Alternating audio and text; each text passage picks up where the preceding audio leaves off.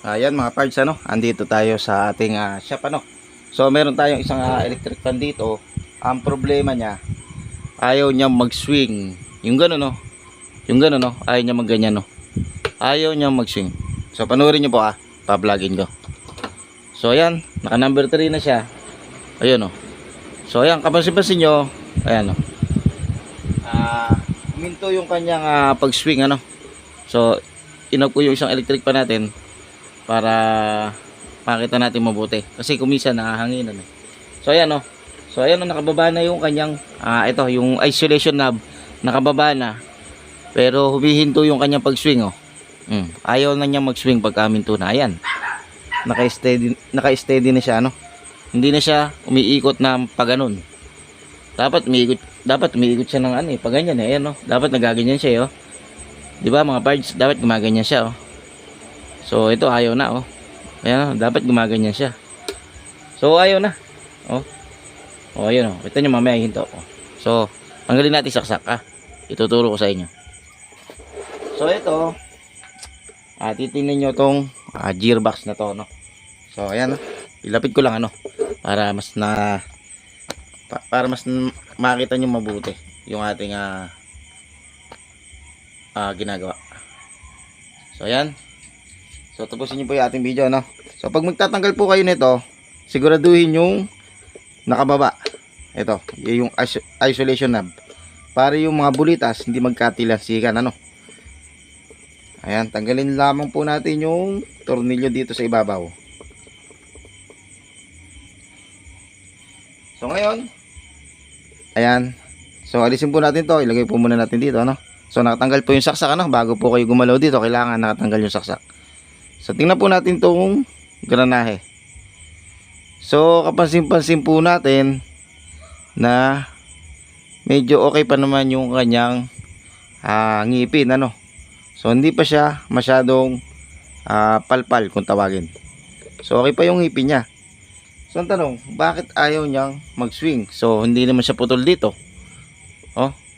So nakakonek naman yung granahe niya So pagka minsan po kasi ito nabubungi din itong nasa ilalim na to.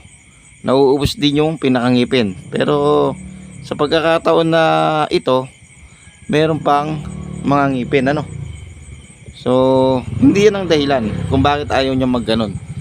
So posible din na ito yung maging dahilan kung bakit ayaw niyang magganon. Sa pagkakataong ito, hindi ito ang dahilan. Kasi nga okay pa yung kanyang mga ngipin. Okay pa yung kanyang mga granahe. So bakit ayaw nga niyang magganon? So ito na. So kapansin-pansin niyo po itong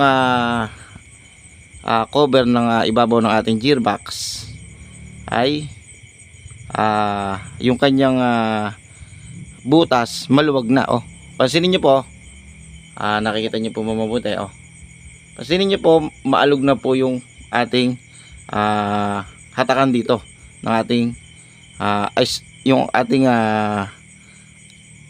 ano ba tawag doon, yung nilalagay na isolation knob. Ayan kalog na to So kaya siya naging kalog dahil maluwag na tong butas na to. Kaya ayaw niyang mag-swing. So ang gawin natin, subukan natin palitan ng bago. So pasin-pasin nyo, yung bago maliit ang butas, hindi pa masyadong palpal. Ito malaki na yung butas. So ito yung ating ikakabit, yung bago. Tingnan natin.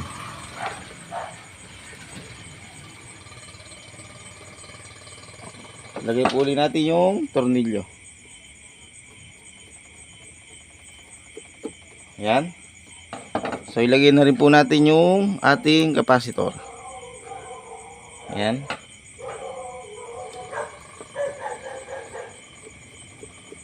So ayan.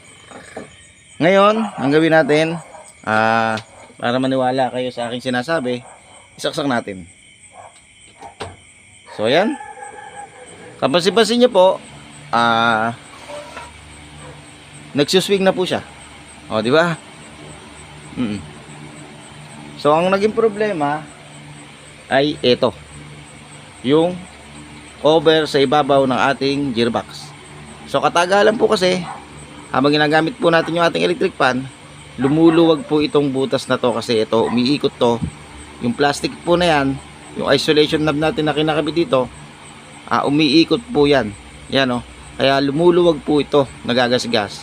Sa katagalan, yun ang mangyayari. Hindi na magsuswing yung ating electric fan. Pero huwag kang bibili ng bago kung ito ay napanood mo. Maraming salamat mga parts. Hanggang sa muli.